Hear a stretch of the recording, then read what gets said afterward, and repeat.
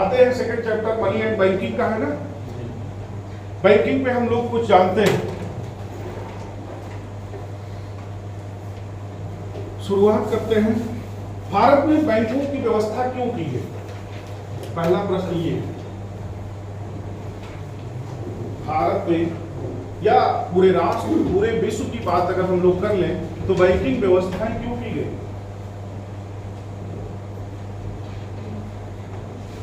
Banking व्यवस्थाएं क्यों की गई? साहूकारों से बचने के लिए। बिल्कुल, साहूकारों से बचने के लिए पूरे राष्ट्र में क्या किया गया? बैंकिंग व्यवस्था की गई। ध्यान दीजिएगा, साहूकार का मतलब मनी लेंडर से है, जिनको आप गांव में ब्याजखोर बोलते हैं, कि अगर वो 5,000 रुपए देते हैं, कब उनका 5,000 से 5 लाख में कन्वर्ट होता है कुछ अंदाजा नहीं होता। अब चलते हैं हम लोग, भारत में जब बैंकिंग व्यवस्था बन रही थी, उससे पहले भारत में बैंकिंग व्यवस्थाएं बहुत पहले से थी, क्योंकि 3 प्रेसिडेंसी थी, मद्रास, बंगाल और बॉम्बे। ये 3 प्रेसिडेंसी थी जो 1840 के आसपास चल रही थी। जब ये प्रेसिडेंसियां चल रही थी, इनको भी करेंसी इशू करने का अधिकार था, लेकिन ये समझिए एज ए साहूकार चल रही थी, क्योंकि उस टाइम था क्या, किसी और का शासन था।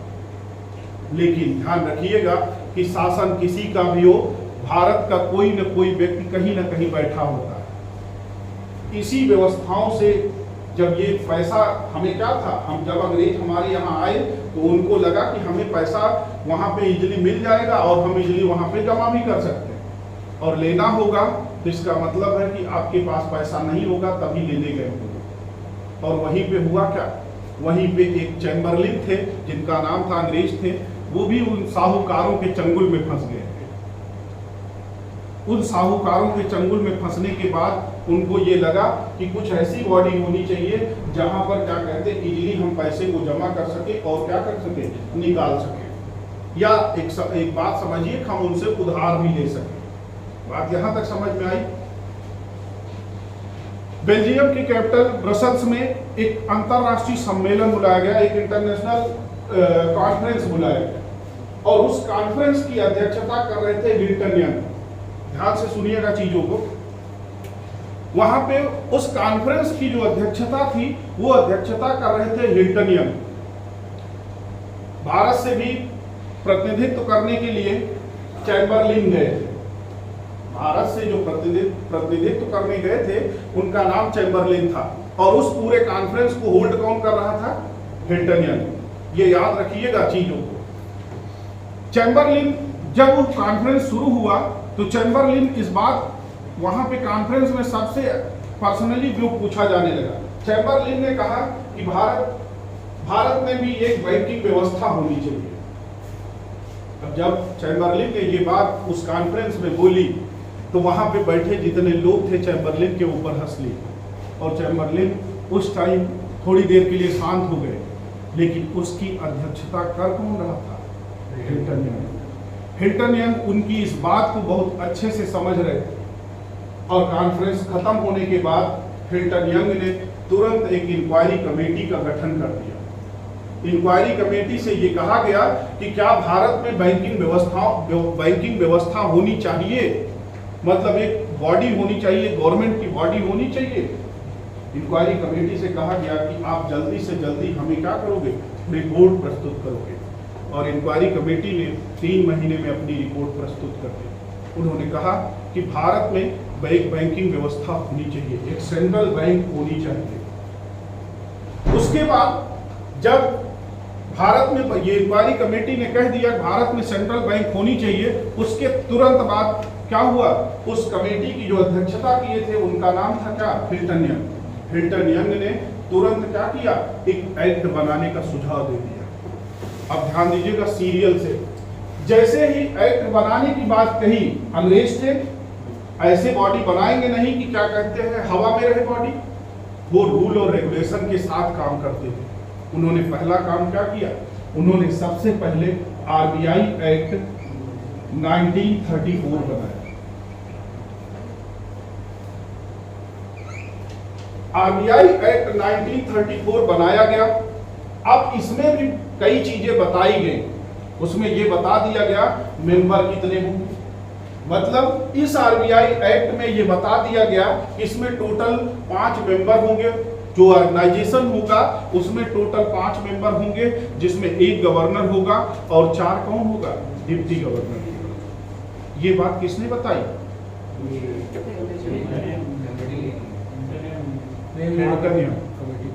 उस इंक्वायरी कमेटी के बाद बनी ना, कब ये बनाया गया, ये अधिनियम पारित किया गया, जिसमें अध्यक्षता कौन कर रहा था, हिल्टन यंग। तो ये जो बन रहा है वो हिल्टन यंग के संरक्षण में बनेगा।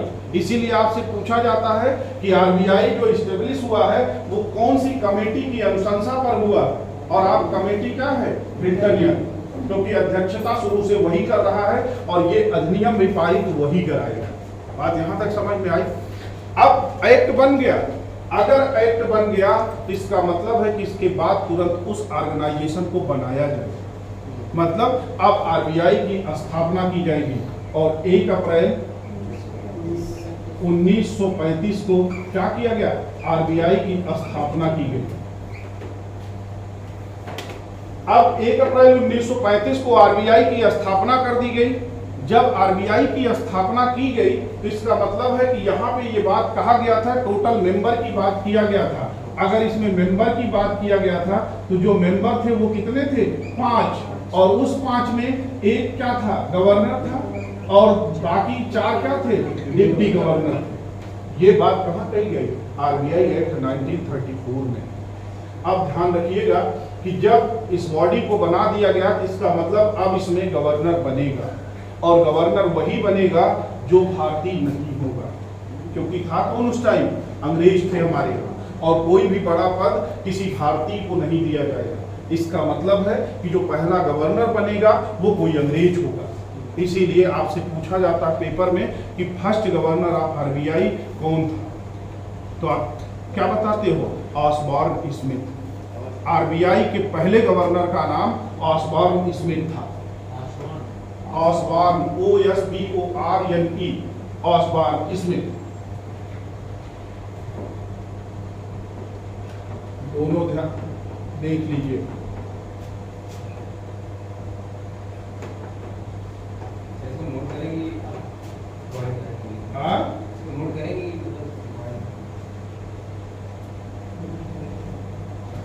हमने मना किया है आप लोगों को, अब लिख रहे हैं तो हम कहाँ से रोक पाएंगे, क्योंकि हम एक ही बार आपको बताएंगे, बार बार तो हम उस चीज को बताएंगे नहीं। हमने एक बार मना किया है कि जितनी चीजें अगर हम ये फ्रेमिंग कर रहे हैं वो फ्रेमिंग आप खाली अपने दिमाग में रखिए। चीजें जब आपके सामने आएंगी वो नोट्स के फॉर्म में, वो नोट्स में ये सारी चीजें होंगी। ऐसा नहीं है हम इस चीज को अगर पढ़ा दे रहे हैं, पढ़ाने के बाद आपको छोड़ देंगे तो उसमें कुछ और नहीं रहेगा कि ये उस नोट्स में नहीं प्रोवाइड होगा। नोट्स में जितनी चीजें हैं वो सीक्वेंस में सारी चीजें होंगी। बस ये है कि आपको अभी चीजों को केवल समझना है बिना नोट्स के, क्योंकि दिमाग में अगर चीजों की पिक्चर बन जाएगी तो उसके बाद कभी भी आप नोट्स एक बार पलटोगे या आपके सामने वो क्वेश्चन सामने से गुजर रहा है तो पहले ये क्लिक हो जाएगा कि हाँ सर ने कुछ बात बताई थी। तब आपसे ये कहेंगे, अगर पूछ लिया कि कमेटी कौन सी थी तो शायद इतना याद तो तुरंत आ जाएगा कि हाँ अध्यक्षता हो रही थी। अब अध्यक्षता कहाँ हो रही थी ये नहीं पता होगा, लेकिन ये इतना जरूर पता हो जाएगा कि कोई कमेटी बनाई गई थी और उस कमेटी में हो सकता है टूटा फूटा नाम आपको कुछ जोड़ने को मिल जाए, और जैसे ही ऑप्शन आपके सामने होगा तुरंत वहां पे हिल्टन यंग मिल जाएगा, क्योंकि हिल्टन यंग कमेटी आपके दिमाग में गया है। लेकिन अगर जहां पे ये हुआ कि आप पेपर पे चीजों को लिखना भी स्टार्ट कर दिए तो दिमाग यहाँ भी है वहां भी है, दोनों में से लास्ट में क्या हो जाएगा, अपने आप जाएगा। लिखने के लिए परेशान का बुकें सारी इतनी मोटी मोटी लिखी गई। चीजों को समझ लीजिए, समझने के बाद अपने दिमाग में उन चीजों को रख लीजिए। उसके बाद आपको जो नोट्स मिलेगा उस नोट्स में सारी चीजें सीक्वेंस में, कहीं से बाहर से कोई ऐसी चीजें नहीं होगी जो आपका छूटा रहे। आप उठा लेना 10 साल 20 साल पहले का प्रीवियस ईयर पेपर और उस प्रीवियस ईयर पेपर को सॉल्व करिएगा। अगर एक भी क्वेश्चन इधर से उधर दिखेगा तब कहना, लेकिन उसके लिए थोड़ा सा मेहनत करने की आपको भी जरूरत है। क्योंकि हम ये अगर कहते हैं कि आपको 25 से 30 पेज में पूरी इकोनॉमी को हम समराइज करेंगे तो उसमें भी कई चीजें होंगी। उस 25 से 30 के बाहर एक भी क्वेश्चन बनेगा नहीं, ये हमारी गारंटी है। बाकी आपको अगर जानना है तो आप पढ़ने के लिए बहुत सी बुकें हैं, आपको जो पढ़ना है वो पढ़िए, क्योंकि होगा क्या 10 से 15 क्वेश्चन हर जगह मिलता है। करंट आप मेंटेन करे रहिएगा, बाकी सीक्वेंस जितनी भी चीजें हैं जो आपको बता रहे हैं वो बाहर नहीं होगा, क्योंकि ये सब थ्योरी के पार्ट नहीं है, ये सब खाली एकदम समझिए मैथ के पार्ट हैं ना। इसमें अब ऐसा तो है नहीं पेपर आएगा कभी बदल के 1936 हो जाएगा, रहेगा 1935 ही ना। आरबीआई का इस्टेब्लिशमेंट 1935 ही रहेगा, 1936 नहीं होगा। ये आपका फिक्स है कि हाँ ये यही होगा। और क्वेश्चन आता भी है, कंफ्यूजन कहाँ से होती है अभी हम बताएंगे, थोड़ा सा सीक्वेंस में चलने दीजिए।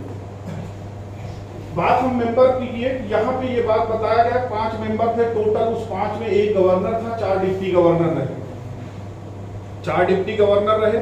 लेकिन किसी गवर्नर को ये नहीं बताया गया था जो डिप्टी गवर्नर होगा वो किस किस फील्ड से होंगे, किस क्षेत्र से होंगे, ये बात नहीं बताई गई। खाली इतना बताया गया था कि एक गवर्नर होंगे, 4 डिप्टी गवर्नर होंगे, यही बात केवल बताई गई थी। अब 1 अप्रैल 1935 को जब इस्टेब्लिशमेंट आरबीआई का किया गया तो फर्स्ट गवर्नर ऑफ आरबीआई जो बनाए गए वो सर ऑस्बर्न स्मिथ बनाए गए। इनके बाद जस्ट टेलर बनाए गए। ठीक, अब टेलर के बाद तब तक भारत क्या हो चुका था, आजाद हो गया। और जैसे ही भारत आजाद हुआ इसका मतलब था कि भारत की निगाह सबसे पहले उस खजाने पे होगी जहां पे पैसा है या नहीं है, पहले उसको अपने पास रखने की जरूरत है। अब अपने पास रखने की, क्योंकि उस टाइम ये क्या है एक तरीके से निजी के हाथों में है, निजी के हाथ में है। उसके बाद इसका नेशनलाइजेशन किया जाएगा, इस बॉडी का नेशनलाइजेशन किया जाएगा, राष्ट्रीयकरण किया जाएगा। वहीं से कॉन्सेप्ट आता है नेशनलाइजेशन का, राष्ट्रीयकरण और प्राइवेट और पब्लिक का, वहीं से अंतर क्रिएट होगा। वही हमने बताया था कि बेसल के कुछ कॉन्सेप्ट बताए थे। स्विट्जरलैंड का एक छोटा सा जिला है जो बेसल बोला जाता है, और ये बैंकिंग के जितने भी रेगुलेशन हैं वो इसी जिले से समझिए निकलते हैं। और जब बेसल का फर्स्ट समिट हुआ, उस समिट में पहला कॉन्सेप्ट आया था CAR का, कैपिटल एडुकेसी रेशियो का, पूंजी पर्याप्तता अनुपात का। फर्स्ट समिट होने के बाद बेसल का सेकंड समिट होता है। उस समिट में ये बात बताई गई कि यहाँ पे पब्लिक और प्राइवेट में डिफरेंस बताया गया। और ध्यान दीजिएगा कि जब तक ये बॉडी थी तब तक वो क्या थी, प्राइवेट थी। अब प्राइवेट से इसको चेंज किसमें कर रहे हैं, पब्लिक में। और पब्लिक में यहाँ ये बात कही गई थी कि जहां पर सरकार का जो शेयर होगा वो मोर देन 51% होगा।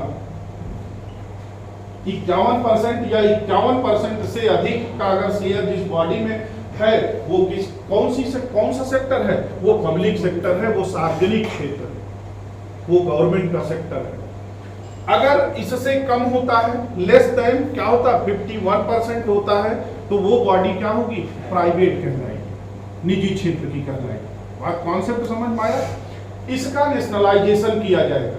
अब जैसे ही इसका गवर्नमेंट नेशनलाइजेशन करती है, पहली कब करती है, 1 जनवरी 1949 को क्या किया जाता है, इसका नेशनलाइजेशन किया जाता है, इस बॉडी का राष्ट्रीयकरण किया जाता है। और जैसे ही इसका राष्ट्रीयकरण किया गया, इसका मतलब है कि ये जो है अब क्या हो गई, गवर्नमेंट के अधीन हो गई। मतलब अब ये बैंक जो हो गई वो क्या हो गई, गवर्नमेंट की बैंक बन गई। बात यहां तक समझ में आई। अब राष्ट्रीयकरण जब किया गया, उससे पहले बीच में राष्ट्रीयकरण करने से पहले भी एक एक्ट बनाया गया, क्योंकि क्या था, यहाँ पे एक एक्ट ऑलरेडी बना था। क्योंकि अगर अब क्या होगा, जब गवर्नमेंट आजाद हो, जब भारत आजाद हो गया, भारत के आजाद होने के बाद वो भी एक एक्ट बनाएंगे, क्योंकि इस वाले एक्ट में कुछ न कुछ संशोधन होगा। उसी में एक नया एक्ट जुड़ा, RBI एक्ट 1942। बात समझे यहां तक। और इस एक्ट में ये बात बताया गया कि जो ये मेंबर होंगे, उस मेंबर में जो 4 डिप्टी गवर्नर होगा, उसी में से एक इकोनॉमिस्ट होगा। बात समझे? क्लियर हुआ ना चीजें? ये जो आरबीआई एक्ट में ये बात बताया गया था कि इसमें 5 मेंबर होंगे, उसमें एक गवर्नर, 4 डिप्टी गवर्नर। उसी आरबीआई एक्ट 1949 में सरकार ने कहा कि जो ये डिप्टी गवर्नर होंगे, उसमें से एक जो होगा वो इकोनॉमिस्ट होगा, वो एक अर्थशास्त्री होगा। और उसी में ये बात ये भी कहा गया कि जो व्यक्ति होगा, जो इकोनॉमिस्ट होगा, वही बनेगा क्या? गवर्नर बनाया जाएगा। बात यहां तक समझ में आई? क्योंकि उससे पहले क्या था? उससे पहले ऐसा कुछ नहीं था, जिसको चाहते थे गवर्नर बना लेते थे। लेकिन अब क्या हो गया? अब यही जो इकोनॉमिस्ट होगा वही गवर्नर बनेगा। अब हुआ क्या? उसके बाद इसका राष्ट्रीयकरण किया गया। यहीं से पहली बार जो फर्स्ट इंडियन गवर्नर की बात किया गया, यही बनाए गए। और फर्स्ट इंडियन गवर्नर का नाम था सीडी देशमुख, जो तीसरे नंबर के गवर्नर थे। बात यहां तक समझ में आई? खैर, इसी में जो बात कही गई थी, आरबीआई एक्ट 1949 में जो बात कही गई थी, वो थोड़ा सा एक जगह आके क्या हो गया, उसका पालन नहीं किया गया। हुआ क्या? यहां से आरबीआई एक्ट में इकोनॉमिस्ट की बात किया गया। और भारत में 8 नवंबर 2016 को डीमोनेटाइजेशन किया गया। और जब डीमोनेटाइजेशन किया गया, करने से पहले इस पद पर एक व्यक्ति थे जिनका नाम था गवर्नर का रघुराम राजन। रघुराम राजन से जब गवर्नमेंट ने कहा कि हमें डीमोनेटाइजेशन करना है, तो रघुराम राजन ने इस चीज को पूरी तरीके से क्या कर दिया? मना कर दिया। खैर, सरकार ने कहा जो आतंकवादी गतिविधियां हैं, जो आतंकी हमले हो रहे हैं या आतंकवादी गतिविधियां हैं, उनकी रीढ़ को हमारा मेन उद्देश्य है क्या करना? कमजोर करना। मतलब कि जो वो फंडिंग कर रहे हैं लगातार, उस फंड को क्या करेंगे? जब हम डिमोनेटाइजेशन कर देंगे, बड़ी नोटों को चलन से बाहर कर देंगे, तो उनके पास जो नोटें होंगी वो क्या हो जाएंगी? वो बर्बाद हो जाएंगी। सरकार ने ये बात कही। और हुआ क्या? उसके बाद रघुराम राजन ने इस चीज को करने से मना कर दिया। उसके बाद उसमें बैठे इकोनॉमिस्ट थे जिनका नाम था उर्जित पटेल। डिप्टी गवर्नर में बैठे पर्सन का नाम क्या था? उर्जित पटेल। और उर्जित पटेल को क्या हुआ? फिर से बैठाया गया गवर्नर बना के। और गवर्नर जब उन्हें बनाया गया, तो उन्होंने कहा कि हम क्या कहते हैं, डिमोनेटाइजेशन के फेवर में। और उस टाइम ये बात मिनिस्ट्री में मात्र 3 लोगों को पता थी। एक गृह मंत्री को, दूसरा वित्त मंत्री को और तीसरा प्रधानमंत्री को। बाकी सबको पता तब चला जब 8 नवंबर 2016 को क्या किया गया? डीमोनेटाइजेशन किया गया। और जब 8 नवंबर 2016 को डीमोनेटाइजेशन किया गया, तो वो 500 और 1000 की नोट को लीगल टेंडर से बाहर किया गया। ठीक, 500 और 1000 के स्थान पर एक नई नोट का निर्गमन किया गया, जो 2000 रुपए की थी, जिसमें आप 50 रुपए का सामान ले लेते थे, वो 1950 मार्केट में ढूंढते थे। और इसको भी क्या किया गया? सरकार ने कहा कि 30 सितंबर के बाद इस 2000 की नोट को भी लीगल टेंडर से बाहर कर दिया जाएगा। यहां तक बात समझ में आई? आपके पेपर में कई बार ये पूछा गया है कि अब तक जो डिमोनेटाइजेशन हुआ वो कितनी बार हुआ? 3 बार। ध्यान दीजिएगा, स्वतंत्र भारत के बाद भारत में नोटबंदी कितनी बार थी? 2 बार। ध्यान रखिएगा, शायद पहली क्लास में हमने बताया होगा कि जो इकोनॉमी है उसमें जितनी चीजें हैं वो लगभग 3 बार थी। लेकिन वर्ड पर विशेष ध्यान रखिएगा कि वर्ड कहीं से इधर से उधर ना हो, क्योंकि होता क्या है कि आपके जब पेपर होते हैं, पेपर में दोनों नाम दिए होते हैं। अगर हम अभी कहें कि आरबीआई के गवर्नर का नाम क्या है, फर्स्ट गवर्नर का नाम क्या है, उसमें ऑप्शन में आपको स्मिथ भी मिलेंगे और सीडी देशमुख भी मिलेंगे। कंफ्यूजन कहाँ क्रिएट होती है कि आपने सुना है कि फर्स्ट गवर्नर, अब फर्स्ट गवर्नर में वहां पे ये नहीं ध्यान दिए कि फर्स्ट इंडियन गवर्नर लिखा है या फर्स्ट गवर्नर केवल फर्स्ट गवर्नर लिखा है। अगर फर्स्ट गवर्नर ऑफ आरबीआई की बात कर दिया तो इसका मतलब है कि ये एकदम पहले वाले, और अगर फर्स्ट इंडियन गवर्नर की बात कर दिया तब इसका मतलब है तब हमें सीडी देशमुख का नाम लिखना। यहां तक कॉन्सेप्ट आया समझ में?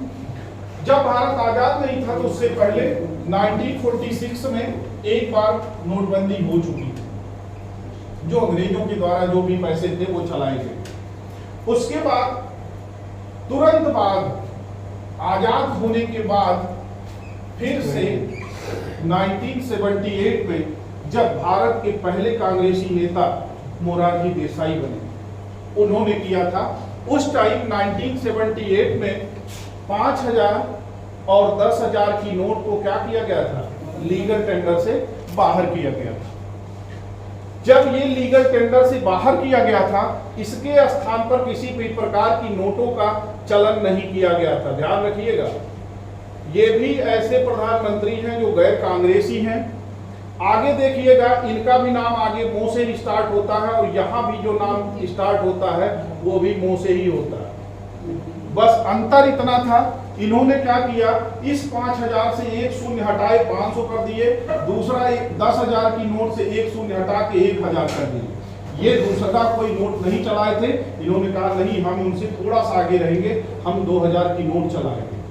और इन्होंने क्या किया, इस 2,000 की नोट को चलन में रख दिया। बात यहां तक समझ में आई? अब ध्यान रखिएगा, जब यहां से इस डिमोनेटाइजेशन के फेवर में उर्जित पटेल आए, उन्होंने नोटबंदी को हाँ कर दिया और फाइनली क्या हो गई, नोटबंदी हो गई।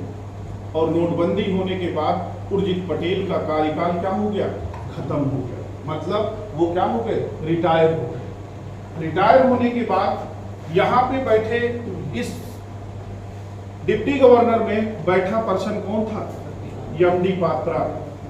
और एमडी पात्रा खुदा न खास्ता गवर्नर नहीं बन पाए और उनको क्या हुआ, उनके स्थान पर एक बाहर से शक्तिकांत दास का अपॉइंटमेंट किया गया, जो आपके आरबीआई के 25वें गवर्नर बने और जिनका टेन्योर बाद में 3 साल के लिए बढ़ाया भी गया।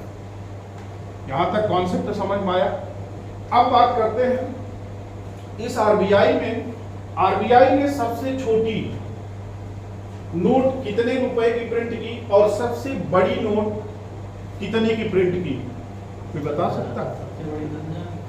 मान लिए सबसे बड़ी नोट जो थी वो 10,000 की थी और सबसे छोटी नोट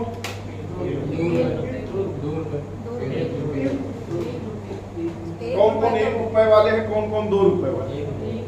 2 रुपए। आप भैया, आप किसी में नहीं है, सीएनडी आप लोग 2। ध्यान दीजिएगा, गलती होती है। 1 रुपए इन्होंने कहा, हो सकता है चीजें नहीं बता रही। 1 रुपए की नोट वित्त मंत्रालय के अधीन होती है और उस पर सिग्नेचर फाइनेंस सेक्रेटरी का होता है, वित्त सचिव का होता है। और बाकी जितनी नोटें हैं सारी नोटों पर किसका सिग्नेचर होता है, आरबीआई के गवर्नर का सिग्नेचर होता है। तो 1 रुपए की नोट फाइनेंस मिनिस्ट्री के अंतर्गत होता है, जिसपे सिग्नेचर वित्त सचिव का होता है, फाइनेंस सेक्रेटरी का होता है। इसलिए 2 रुपए की नोट सबसे छोटी नोट आरबीआई प्रिंट करता है और सबसे बड़ी नोट कितने का प्रिंट करता है, 10,000 रुपए। यहाँ तक बात क्लियर हो गई? कमेटी यहाँ क्लियर है। कमेटी हिल्टन यंग जो थी, आरबीआई की फ्रेमिंग कंप्लीट हो गई। अब आरबीआई कुछ काम भी करता है, मुद्रा का प्राधिकरण भी करता है, बैंकों का बैंक भी बोला जाता है, सरकार की भी बैंकें होती हैं, कुछ जगह ये सुपरविजन का भी काम करती हैं, क्योंकि सारी बैंकों को क्या करता है, सारी बैंकों को देखरेख यही करता है। जितनी भी बैंकें हैं, कहा जाता है ना बैंकों का बैंक, तो बैंकों का बैंक का मतलब ये सारी बैंकों को अपना क्या करता है, नजर रखता है। तो वो सारी बैंकों का बैंक होता है, ये इसके कार्य हैं। उसके बाद कई जगह 2 प्रिंटिंग प्रेस खोले जाते हैं। एक को बोला जाता है आपको नोट मुद्रण, जिनको प्रिंटिंग प्रेस बोला जाता है। एक को मिंटिंग प्रेस बोला जाता है। ध्यान रखिएगा वर्ड को। प्रिंटिंग प्रेस वो होगा जहां पे नोट छपती है, जहां पे आपकी करेंसी छपेगी, और मिंटिंग प्रेस वो होगा जहां पे कॉइन छपेगी। और सबसे लेटेस्ट जो रहा है आपका मिंटिंग प्रेस, वो नोएडा का रहा, जो सबसे लेटेस्ट में बनाया गया। कहां पे था? नोएडा में। और ध्यान रखिएगा, जहां पे मिंटिंग प्रेस में जहां पे कॉइन प्रिंट होती उसको टकसाल बोलते हैं, इकोनॉमिक्स की भाषा में उसको टकसाल बोलते हैं, और ऊपर वाले जो प्रिंटिंग प्रेस है उसको नोट मुद्रण बोलते हैं। ठीक, जो टकसाल होता है उसी टकसाल में आपके जो भारत रत्न का जो लोगो मिलता है वो भी वही प्रिंट होता है। बात समझ में आ गई? चलिए आगे हम लोग बात करते हैं अब क्लासिफिकेशन ऑफ बैंक्स की। ठीक,